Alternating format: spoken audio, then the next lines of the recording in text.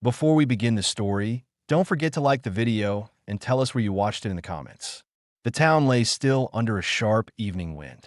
Dust drifted low between the wooden buildings, rolling like thin smoke along the street. The sun hung just above the rooftops, turning everything the same dry color, pale golden gray. The air smelled of horses, lamp oil, and long days gone wrong. Ethan Cole rode in slow, his horse moving stiffly from a week's travel. The man's clothes told his story before his mouth did. A patched coat, worn boots, a hat bent at the edge from sun and habit. His face was drawn, the lines cut deep from sun and silence. His eyes carried the look of someone who had seen too much and said too little about it. He had been a soldier once in the border campaigns. When the war ended, the uniform came off, but the habit stayed, the quiet watchfulness, the way his gaze swept a room before he entered. Since then, he had worked where there was work, repairing fences, breaking horses, guarding supply wagons that no one trusted the law to protect.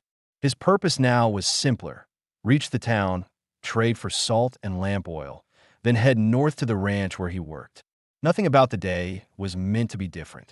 But as he tied his horse outside the bathhouse, he heard shouting. Inside, the air was thick with steam and cheap soap.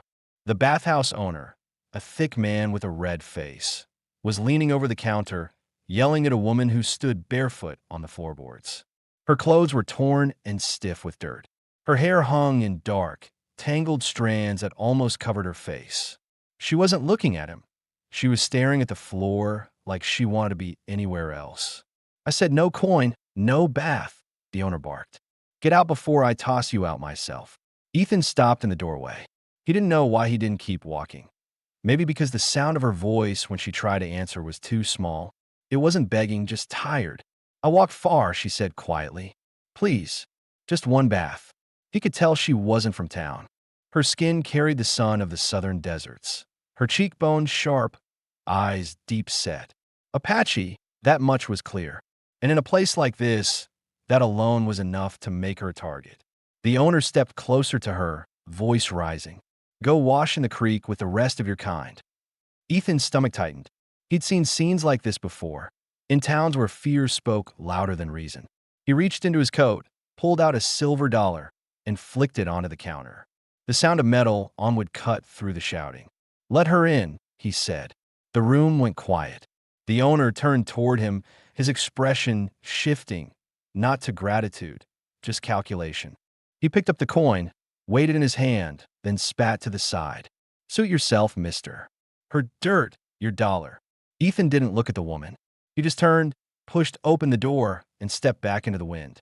He wasn't trying to be a hero. He'd just seen too many people kicked when they were already down. Outside, he sat on the porch rail of the saloon across the street. The boards creaked under his weight. The light faded, the lamps flickered on one by one. He rolled a cigarette, hand steady, mind running through what he'd seen. He wasn't sure why he'd cared. Maybe because he knew what it felt like to walk into a town and be seen as something less than human. Half an hour later, the bathhouse door opened. The woman stepped out, clean now but still thin and shaking, wrapped in a blanket that barely covered her shoulders. The steam from the doorway spilled around her feet before the wind tore it away. She stood there, not moving, eyes darting from one side of the street to the other, like someone who didn't know where she was allowed to stand. Ethan watched from the porch. She didn't see him at first. She looked toward the edge of town, toward the open desert. He knew what that meant. No plan, no shelter, just miles of cold ground. He hesitated. He didn't want company. He never did. But the way she stood there, stiff, small, holding that blanket tight, made something twist inside him. He spoke finally, his voice even. "You got nowhere to be. Come on." She turned, startled. Her eyes, dark, cautious, but alive, met his. For a moment, he thought she'd walk away. But she didn't. She stepped forward, slow and uncertain, like someone testing the edge of thin ice.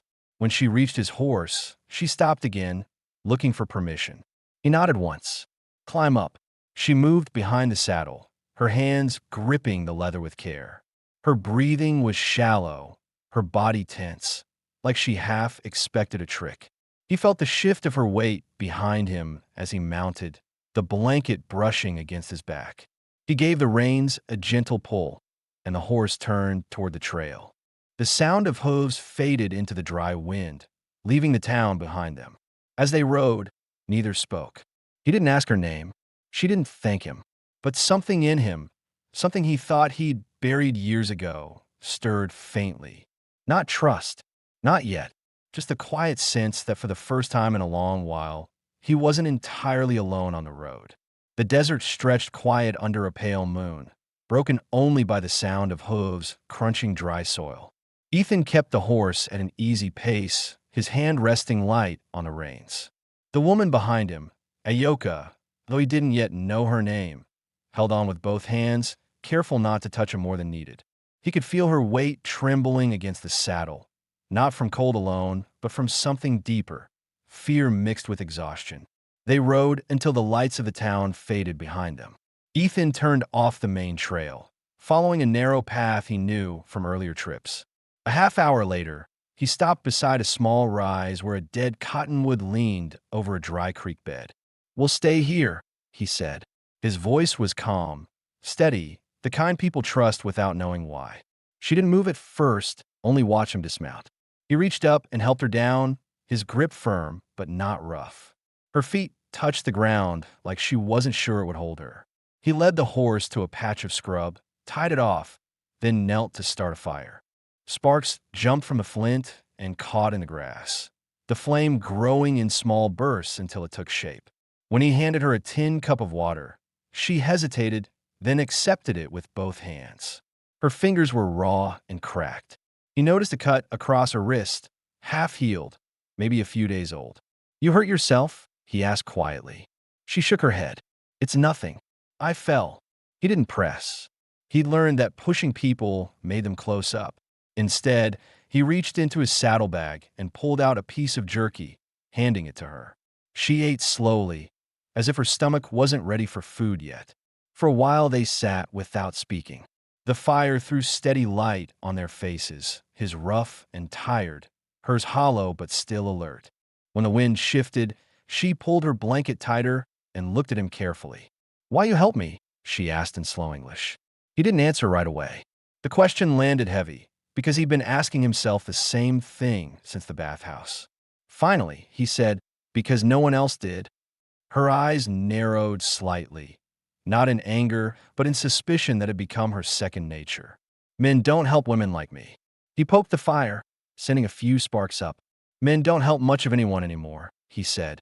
Then, quieter, "Not unless they remember how." That made her study him longer. She looked at his coat, his boots, the rifle by his knee. "You soldier." He nodded once. "Used to be. Army." "Yes." She looked away, her jaw tightening. He could tell she had reasons not to trust men in uniform. He let the silence hold, knowing words wouldn't fix that. When the fire settled low, she asked, "You have family?" His hand stopped halfway to the coffee pot. He didn't answer right away. "Had," he said finally. "Long time ago." She nodded like she already knew the kind of silence that follows loss. Then she turned her face toward the firelight and said, "My tribe was gone. Soldiers came before sunrise. I ran." Her voice was steady, too steady. It wasn't a confession, it was a record. Ethan felt something inside him twist, not pity, not exactly, but recognition. The kind of pain that doesn't go away, just changes shape. He looked toward her, the firelight catching in her eyes. "You got anyone left?" She shook her head once. "No one." He didn't ask more. He poured 2 cups of coffee, handed her one, and sat back with his. The night was quiet except for the crackle of wood and the wind dragging across the plain. As the hours passed, her body loosened slightly, the way a wild animal starts to breathe normal when it realizes it won't be trapped. When he rolled his coat and set it near her for a pillow, she hesitated again. "You're not afraid?" she asked. "Of what?" "Me." He almost smiled, but didn't. "If you wanted to hurt me, you would have done it already." She studied him one more time, then lay down, her back turned to the fire, her breathing slow but uneven. Ethan stayed awake, watching the shadows shift across the sand. His mind ran through old memories, The noise of gunfire in canyons, the smell of burning camps, the sound of a child's cry cut short. He pushed it all back and focused on the present. The small circle of light, the faint sound of her breath, the horse shifting its weight nearby. When dawn came, the light fell soft and gray. He was still awake. She opened her eyes, startled for a moment to see him sitting where she'd left him. He handed her a tin of beans, warmed over the last of the coals. "Eat," he said. "We got a long ride." She took the tin, still not sure what kind of man he was, but knowing at least he wasn't like the ones who shouted her out of towns. She ate slow, careful bites, then looked up. "Where we go?" He finished tying the saddle straps. "North," he said. "There's a cabin near the spring. Safer there." She hesitated. "Your home." "Used to be," he said. "Now it's just walls and a roof." He didn't tell her that he hadn't shared that cabin with anyone since the night his family was taken from him. He didn't tell her that every night he'd sat by that same hearth listening for voices that never came back. Some truths didn't need to be spoken. Not yet. She looked at him one last time, then climbed up behind him without another word. Her grip was firmer now, her eyes clearer. The fear hadn't gone away, but she was choosing for the first time in a long while to trust someone again, even a little. As they rode toward the sun, Ethan realized something strange. For the first time in years, he didn't feel like he was just passing through. The road ahead still looked empty, but didn't feel that way anymore. He didn't know what waited for them up north, shelter, trouble, or maybe both, but he knew this. He wasn't leaving her behind. Not this time. And somewhere behind the silence, buried deep under dust and grief, that small decision began to feel like purpose again. The sun climbed higher as the land flattened into open desert, the horizon stretching so far it seemed to swallow the world. Dust trailed behind the horse in thin ribbons. Ethan kept his pace steady, saving the animal's strength. The woman behind him, Ayoka, held on tighter now, less from fear and more to keep her balance as the ground turned rough. He had decided early that morning that he'd take her to the cabin he'd built years ago, back when he'd thought he might have a family to share it with. It was a place he hadn't visited in months, maybe longer. The thought of another person inside it made him uneasy, but leaving her to the desert or the next hostile town was not something he could live with. Not again. By noon, the air shimmered with heat. Ethan stopped at a half-dry creek bed where a few stubborn cottonwoods gave some shade. He loosened the horse's reins, let it drink, then handed Ayoka the canteen. Her lips were cracked, her skin darkened from weeks of travel under the sun. She drank slowly, eyes lowered, as if careful not to take too much. "Drink," he said. "There's more upstream." She nodded and finished the last sip, then wiped her mouth with the back of her hand. He watched her a moment. She moved cautiously, every action measured, like someone who'd learned not to draw attention. "Where were you headed before the town?" he asked. She took her time before answering. "Nowhere. I was walking west." "What for?" She hesitated. "There used to be people there. My uncle's camp. I thought maybe someone left." Her voice cracked slightly, but it was empty, all gone. Ethan said nothing. He knew that kind of loss too well, the quiet of a place that once held voices. He shifted, resting his forearms on his knees. "You travel alone long?" "Months," she said. "I stayed with a trader once. He said he'd take me to the river." He lied. Her tone didn't carry anger, only a dull acceptance. Ethan looked away. He didn't ask what happened. Some things didn't need asking. The truth was written in the way her shoulders never relaxed. They rode again in the late afternoon. The wind changed direction, cool and sharp, the kind that warned of weather. He glanced at the sky. Thin gray clouds building fast over the western ridge. "We'll need cover before dark," he said. By dusk, the wind picked up, cutting through their coats. The horse started to shiver, nostrils flaring. Ethan led them toward a series of shallow bluffs. He remembered a cave there, used once during a storm years ago. When they reached it, he climbed down first and cleared the entrance of brush. Inside, the air was still, the rock walls holding faint warmth from the day. He built a small fire, shielding it with flat stones to keep the smoke low. Ayoka crouched near the flame, rubbing her hands together. Her face looked different in the light, still wary, but softer now that the wind wasn't clawing at her. Ethan opened a tin of beans, set it near the fire. Eat while it's hot. She nodded and waited until he took the first bite before starting. For a while, the only sound was the fire and the wind outside. Then she asked quietly, "Why do you live alone?" The question caught him off guard. He set the tin down, staring into the fire. "Not by choice," he said. "Had a wife and a son. They were taken when the border raids hit. I wasn't there that night." Her eyes lifted. "Taken?" He nodded once. "By men crossing north. They burned what they couldn't steal. I came back to ashes." The words hung heavy in the cave. Ayoka didn't look away. She knew what ashes meant. "I looked for them," he continued, his voice steady but low. "Weeks, then months. Found nothing but bones that weren't theirs. After that, I stopped looking. Stopped talking much, too." Ayoka's hands were still. "And now you help strangers." "Sometimes," he said. "Sometimes it feels like the only thing left to do."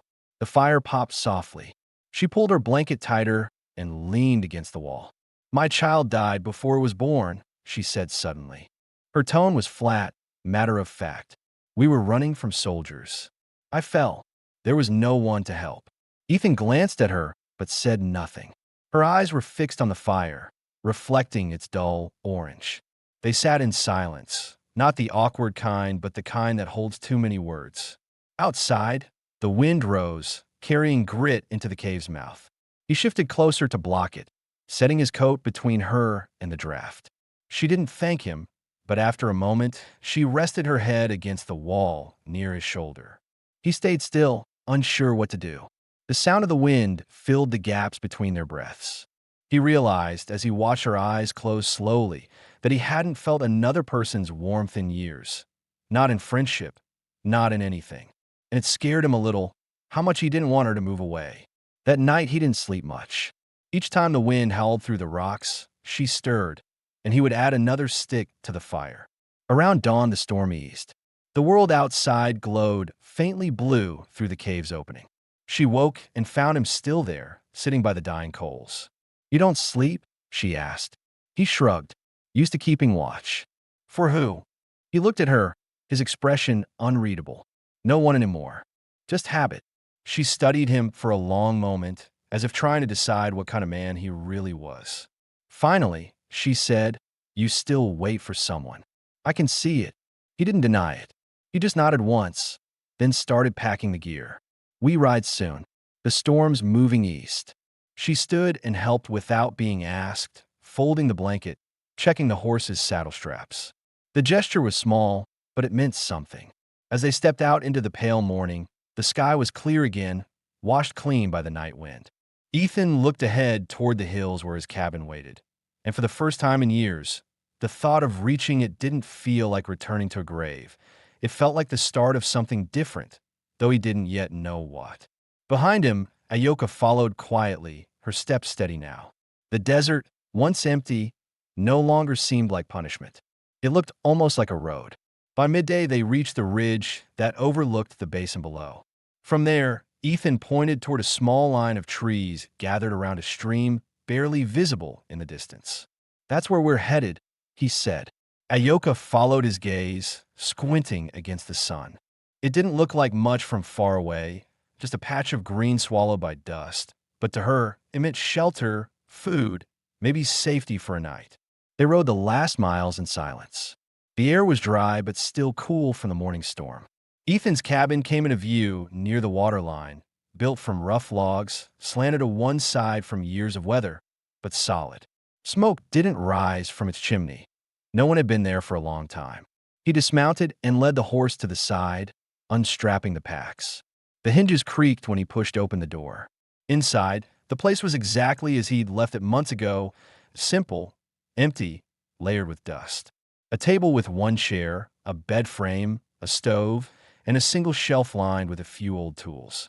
Ayoka stepped in carefully, her bare feet silent on the wooden floor. She turned a slow circle, her hand brushing over the table, the rough walls. The air smelled of old wood and faint smoke from years past. "You live here?" she asked quietly. "I built it after the war," he said. "Needed somewhere far from the noise."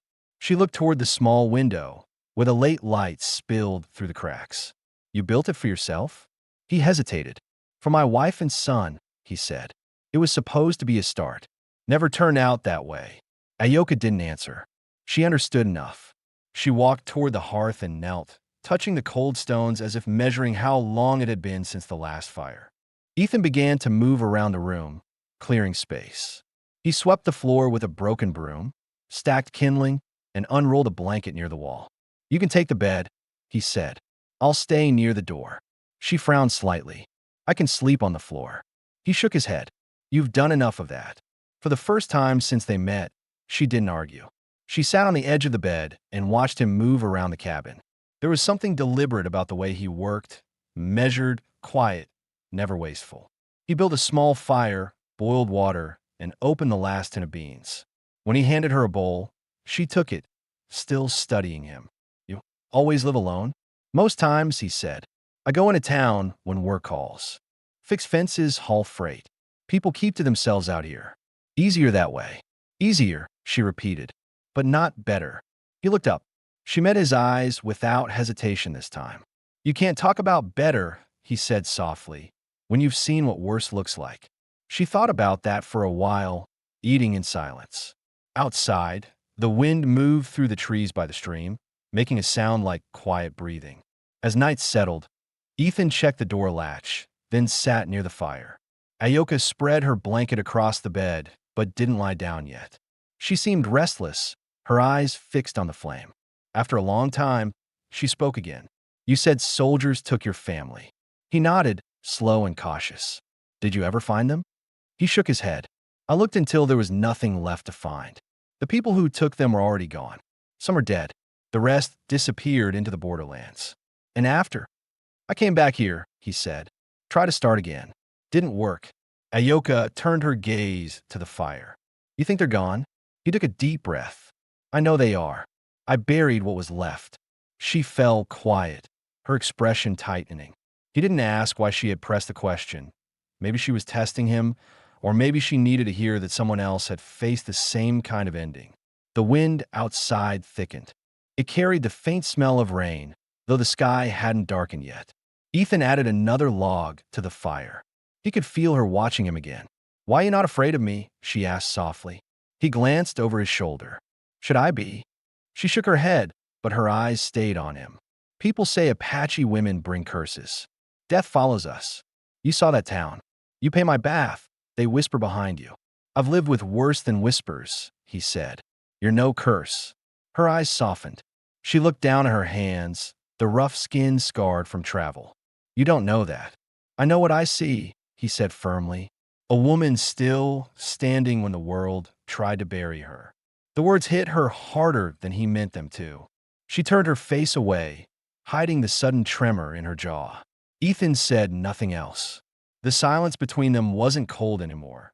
It was the kind that carried meaning, like something unspoken had shifted. Later that night, when the fire burned low, Ayoka lay on the bed with her back turned, pretending to sleep. Ethan sat near the door, his rifle across his knees. His eyes stayed open, fixed on the flames as they sank into embers. Every once in a while, he glanced toward her, as if to make sure she was still there, not out of suspicion, but because her breathing in the quiet room reminded him that he wasn't alone. When dawn came, the light seeped through the cracks in the wall, painting pale lines across the floor. Ayoka woke to the sound of water boiling. Ethan was already at the stove, his coat on, his movements efficient. He poured 2 cups of coffee and handed her one. Drink that, he said. We'll fix the roof later. Then maybe head into town next week for supplies. She blinked sleep from her eyes. You want me to stay? He paused, then nodded. For now. Safer here than out there. You can work the garden. I could use another pair of hands. She smiled faintly, small, uncertain, but real. Then I stay, she said. He gave a short nod and turned back to the fire, hiding the flicker of relief that passed across his face. Outside, the morning light grew stronger, catching on the water in the stream and the rough boards of the cabin. For the first time since his family's loss, Ethan felt the air inside the house shift. Not heavy, not haunted, just alive. And though neither of them said it, Both understood something simple and new. Two people who had lost everything had just found a place to start again. The days that followed settled into a slow rhythm that neither of them had expected, but both quietly needed. Morning came early in that part of the desert, light cutting through the gaps in the cabin wall and waking the air with warmth. Ethan usually rose first. He'd start the fire, boil water, and step outside to check the traps he'd set along the creek. When he returned, Ayoko would already be awake, sitting on the porch with her blanket wrapped tight, watching the trees shift in the wind like someone still trying to believe they were real. She began to move around the cabin with ease, each day finding small ways to bring life back into it. She scrubbed the table, cleaned the stove, and patched the holes in the curtains using strips from an old shirt Ethan hadn't worn in years. When he split wood outside, she stacked it neatly beside the wall. They didn't talk much. Words were still expensive between them, but the silence wasn't uncomfortable anymore. It carried purpose. One afternoon, while Ethan was repairing a fence post near the stream, a horse's hoofbeats broke the calm. He straightened, hand going to his rifle out of habit. A rider was approaching from the west, one of the men from town, a ranch hand named Luke Weller. He was the kind of man who talked too loud, the kind who enjoyed being heard even when he had nothing worth saying. "Didn't expect to find you out here, Cole," Luke called, reining in his horse near the porch. "Heard you've been keeping company lately." Ethan's jaw tightened. "You hear wrong."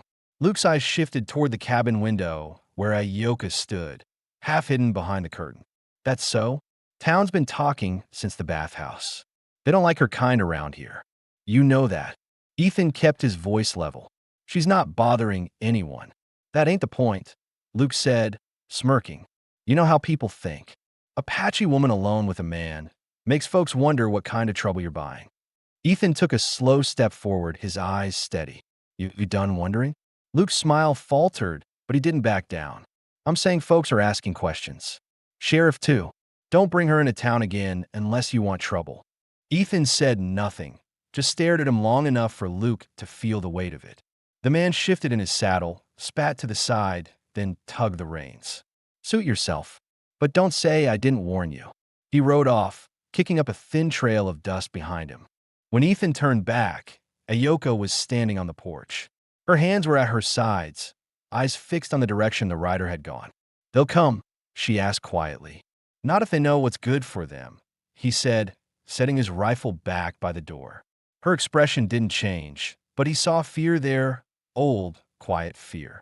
The kind that never really left people who had been hunted before. She went inside without a word.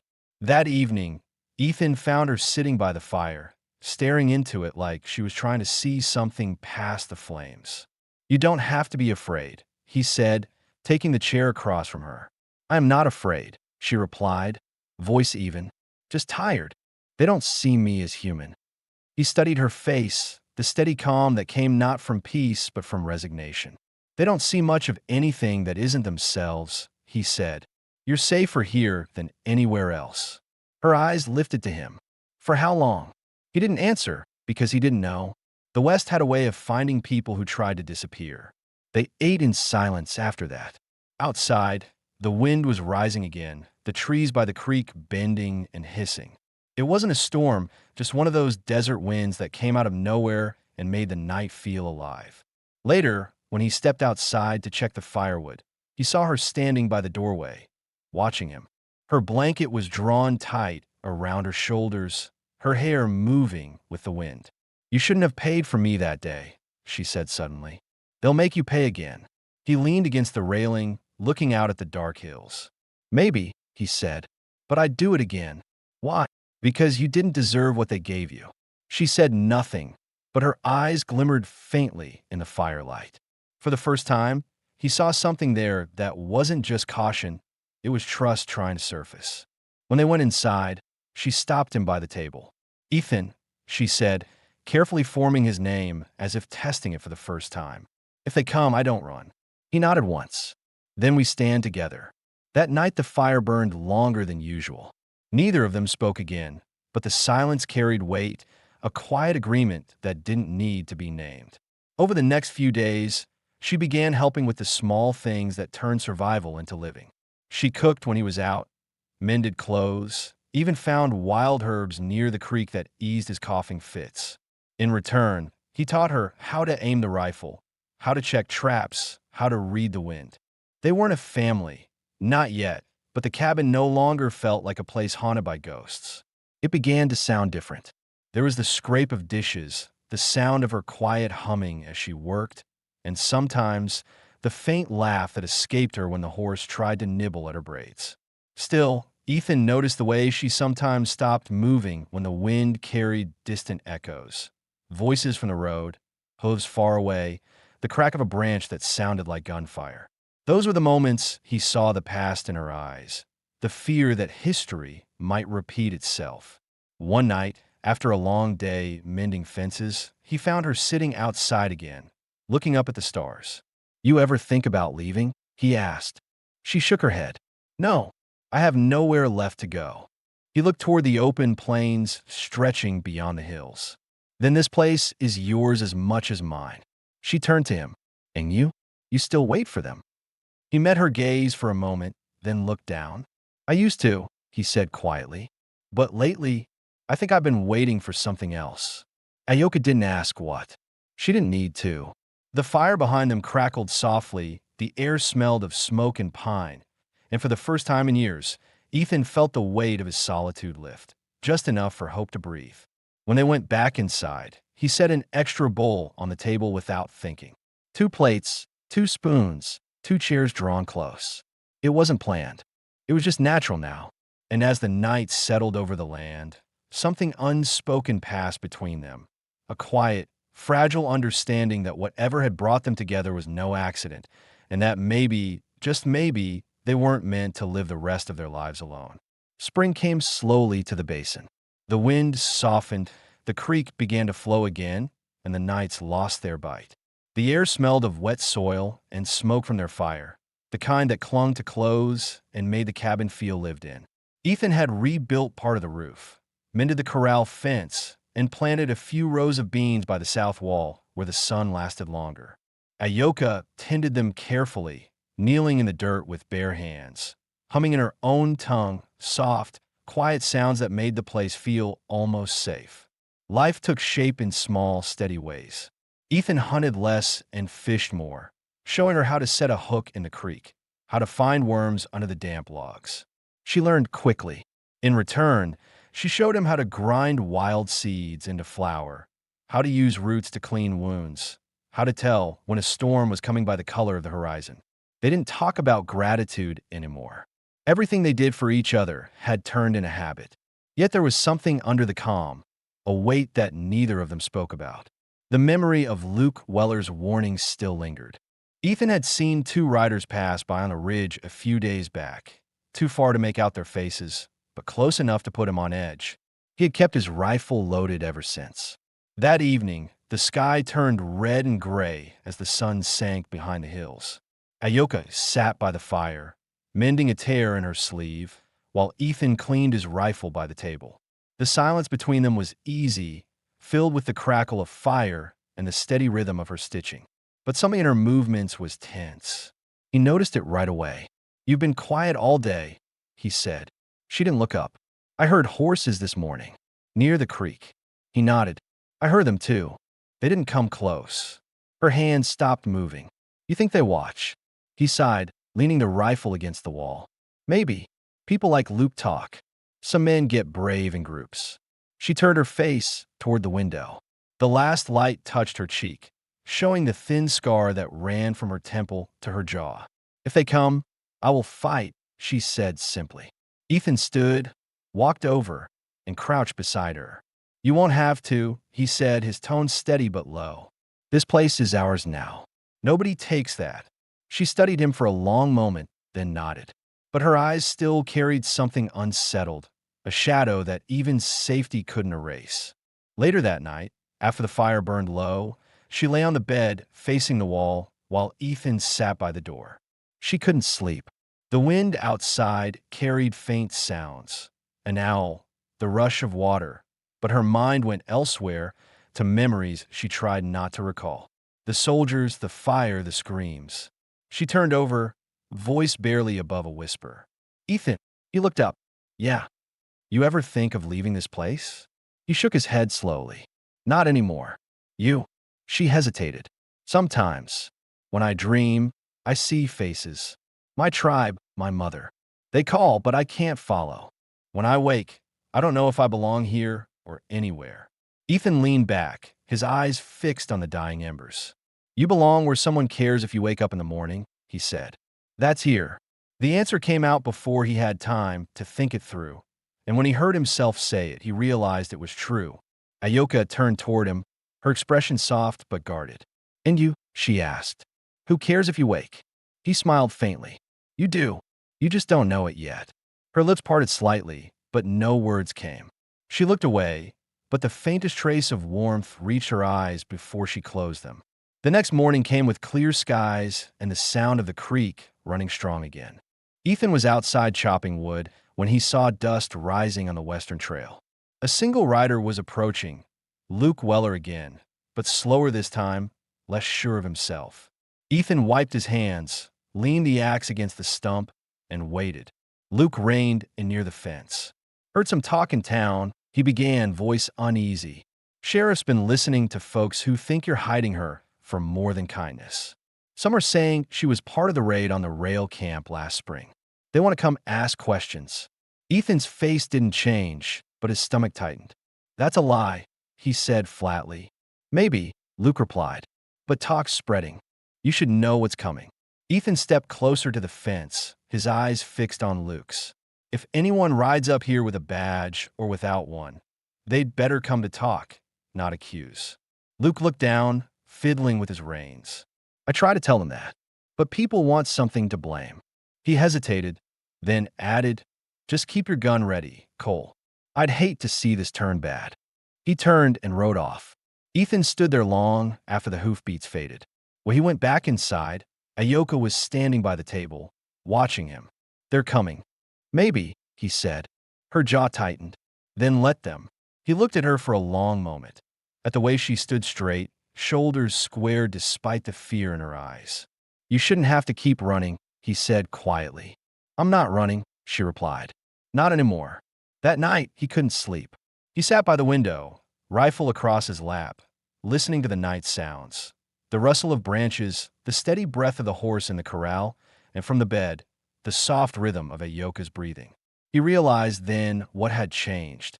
He was no longer watching the dark for himself. He was watching for her.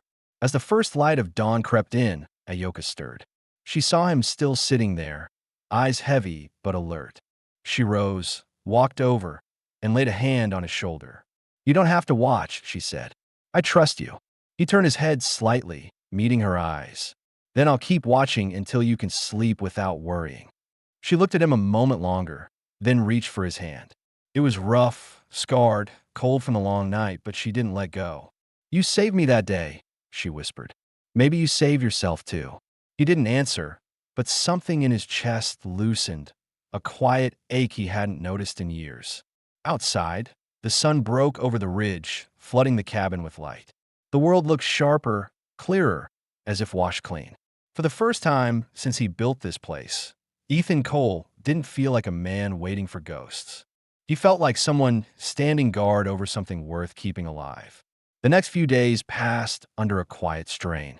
Ethan could feel it in the way Ayoka paused when she heard horses in the distance, and how his own hand went to the rifle even when it turned out to be nothing more than wind shifting through the trees. The warning Luke Weller had given wasn't something he could dismiss. The men in town were restless, and restlessness in the West usually led to blood. He decided to make a trip into town before trouble came to them. If there were whispers, he wanted to know how far they had spread. He told Ayoka that morning as he packed a small saddlebag with jerky, a few coins, and his revolver. You shouldn't go, she said. Her voice was calm, but the edge of worry was clear. I need to, he replied. If they're planning something, I'd rather hear it before they ride up here. She stepped closer, holding his arm. They will not listen to words. Men like that don't come to talk. He gave her a faint, tired smile. Maybe not, but I've dealt with worse than talk. She looked at him a moment longer, then reached for the small leather charm she wore around her neck, a bundle of feathers and bone. She pressed it into his palm. For protection, she said. He wanted to refuse, to tell her he didn't believe in charms, but the look in her eyes stopped him. He tied it around his wrist. "I'll be back before nightfall," he said. The ride into town took half the day. The main street was busier than usual, though most men avoided meeting his eyes. At the saloon, conversation stopped when he walked in. He ordered coffee, ignoring the stares. Luke Weller was there too, at the back table, his hat low. Ethan walked over. "Where's the sheriff?" he asked. Luke looked up. "Out by the South Road. Folks been talking again, Cole. Some think that Apache woman's been hiding others up in the hills. Say they saw smoke at night." Ethan's voice was steady. "There's no one else out there." "Doesn't matter," Luke said quietly. "They've decided what they want to believe." Ethan studied him for a moment. "And you?" Luke shifted uncomfortably. "I think you're making a mistake trusting her. That's all." Ethan leaned forward slightly. "She's done nothing wrong. She's trying to live. You tell anyone comes near my land, they'd better come in peace." Luke swallowed hard and nodded. Ethan turned and left without another word. The ride back felt longer, the sun heavy and low. Every ridge he crossed, he expected to see riders trailing him, but the land stayed empty. When he reached the cabin, he found Ayoka outside near the stream, gathering water. Relief hit him harder than he wanted to admit. She looked up as he approached. "You came back. I said I would." He dismounted, brushing the dust off his coat. "They're talking more, but no one's riding yet. Still, we should be ready." She nodded. "We can move if we must." He shook his head. "No, this is home. We stand here." That night, the air was thick and still. A storm brewed far off, lightning without thunder, flashing faint behind the hills. Inside, the firelight threw soft shadows across the walls. Ayoka sat by the table, her hair loose, her expression unreadable. Ethan poured 2 cups of coffee, handed her one. "You think they'll come soon?" she asked. He looked into the fire. "If they do, I'll be here. You don't have to fight this time." She set down the cup, her gaze sharp. "If I hide while you fight, then I become what they say I am, weak, afraid. I won't do that." Ethan met her eyes, saw the steel there. He nodded. "All right, but you stay close." The silence that followed wasn't tense. It was heavy with understanding. They were no longer strangers bound by circumstance. They were partners now, in survival and in something deeper neither had yet spoken aloud. Before dawn, thunder finally rolled across the basin. The rain came in sheets, drumming against the roof, soaking the dry earth. The storm lasted most of the morning. When it finally cleared, the air smelled clean and sharp. Ayoka stepped outside and stood in the light rain, face tilted upward, eyes closed. For the first time, Ethan saw her smile. Not faint, not cautious, but real. When she came back inside, dripping and laughing softly under her breath, he found himself staring, caught off guard by how alive she looked. She noticed and hesitated, the smile fading slightly. "What?" "Nothing," he said, clearing his throat. "Just good to see you smile." Something changed in her eyes then, a softness that wasn't weakness, a trust that had taken weeks to earn. She stepped closer, reached up, and touched his arm. "I forgot what it felt like," she said. "What?" "To feel safe enough to laugh." He held her gaze. "Then don't forget again." The next few days passed without sign of trouble. Ethan checked the trail often, but saw no riders.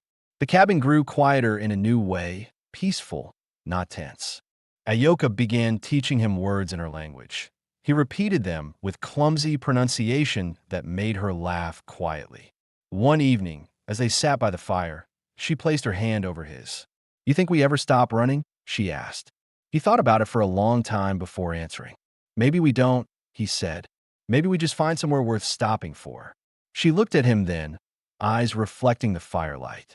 "This place," she said. "You. That's enough." He turned his hand, fingers closing gently around hers. "Then we stay," he said. Outside, the night was calm, the land washed clean by rain. For once, there was no sound of pursuit, no memory clawing at the door, just quiet. And as the fire burned low, Ayoka leaned her head against Ethan's shoulder. He didn't move. He didn't need to. The war, the loss, the guilt, all of it had led to this moment. A man who'd lost his family, and a woman who'd lost her world. finally finding what both had thought was gone forever. They didn't speak of the future. The silence between them said enough. It wasn't the silence of strangers anymore. It was the sound of two souls who had finally stopped running. The morning came quiet after days of wind and rain. Mist hung low over the creek, turning the basin into a pale, shifting sea of light. Ethan stood outside the cabin, splitting kindling with slow, steady strikes. The sound echoed softly across the valley, sharp but peaceful. Inside, Ayoka moved about quietly, humming something faint and old. An Apache lullaby, he thought, though the words were lost to him. It had been 2 weeks since the talk in town, and no one had come. The men who had once whispered had found new things to chase, new rumors to spread. For the first time in a long while, the silence didn't feel like waiting for trouble. It felt earned. Ayoka stepped out onto the porch, her hair still damp from washing in the creek. She wore one of Ethan's old shirts, the sleeves rolled, the hem nearly to her knees. The morning sun touched her skin, the gold light making her look stronger, grounded, as if the land itself had chosen her. She leaned against the post and watched him work. "You don't stop," she said. He smiled faintly. "A man keeps busy. He stays out of his head." She stepped closer, folding her arms. "And when you stop?" He looked up, eyes meeting hers. "Then I remember too much." She tilted her head. "About your wife and son?" He paused, then nodded. "Yeah, about all of it." Ayoka didn't look away. "They would not want you to live with ghosts." Her words hit soft but deep. He set down the axe, wiped his hands on his shirt, and leaned against the porch rail.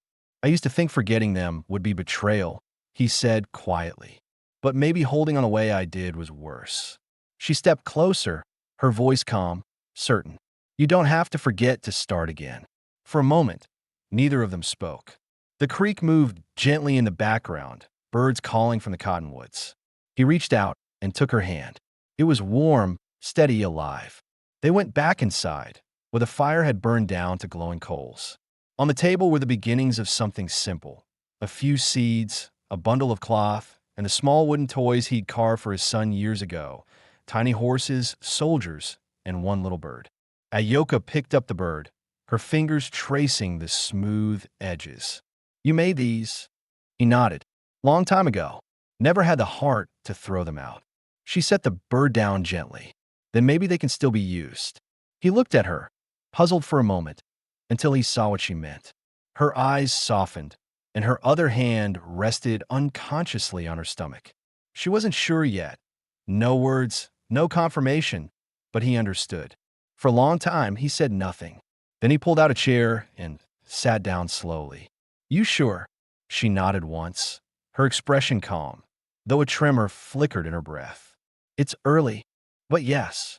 He let out a long breath, his chest tightening with something between disbelief and gratitude. "You should have told me sooner." "I wanted to be sure," she said. "I've lost before. I needed to feel safe first." He reached across the table and took her hand again, firm and certain. "Then you were safe. I swear it." She smiled faintly, and the tension in her shoulders eased. "Then maybe this land is not cursed after all." That afternoon, Ethan rode into town alone to buy supplies. The same men who had once avoided him now simply nodded as he passed. The sheriff was there too, leaning against the post office rail. "Heard things settled up your way," the sheriff said. Ethan nodded. They did.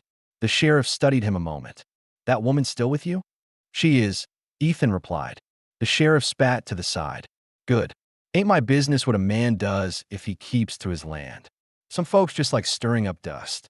Ethan tipped his hat and rode on. When he returned home by sunset, the sight that met him stopped him cold. Ayoka was outside, laughing softly as she scattered feed to the chickens, the horse trailing lazily behind her like a pet. The cabin door was open, and for the first time in years, smoke rose from the chimney. Not the thin gray of survival, but the thick, warm smoke of a home. He dismounted, walked up to her, and she looked up, smiling in that quiet way that said more than any word. "You found everything?" she asked. "More than I was looking for," he said. They spent the evening cooking together. He told her stories about his son, small things he hadn't said aloud in years. How the boy used to chase lizards by the creek, how his laugh had filled this same cabin once. Ayoka listened, her head resting on his shoulder. When the fire burned low, she spoke again. "You think you can love again?" He didn't hesitate this time. "I already do." She looked up at him, eyes shimmering in the light. There were no grand gestures, no promises, just two people who had lived through enough loss to understand the value of what they had found. He leaned forward, pressing his forehead to hers, and in that quiet, the world outside seemed to disappear. Weeks passed. The garden grew strong. The creek ran full with spring melt, and the cabin filled with the steady rhythm of shared life. Tools clinking, laughter soft, the small creak of floorboards that once knew only silence. Sometimes, when the wind carried the faint sound of riders far off, Ethan would glance toward the ridge, but no one ever came. The West had moved on, and so had they. On a clear morning, months later, he stood by the doorway, holding a carved wooden horse in his hands.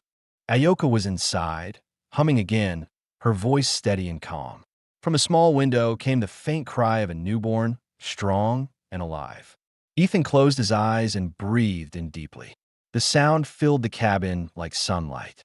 He placed the toy on the table beside the others, then turned toward the door.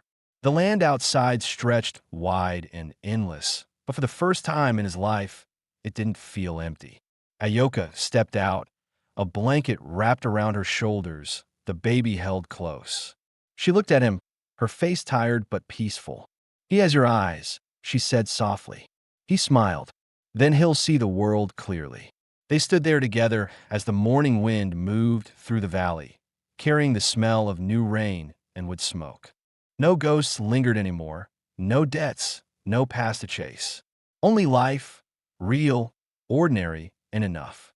And as the camera would fade from that scene, the man, the woman, and the child standing before the cabin, the land around them no longer looked like exile. It looked like belonging.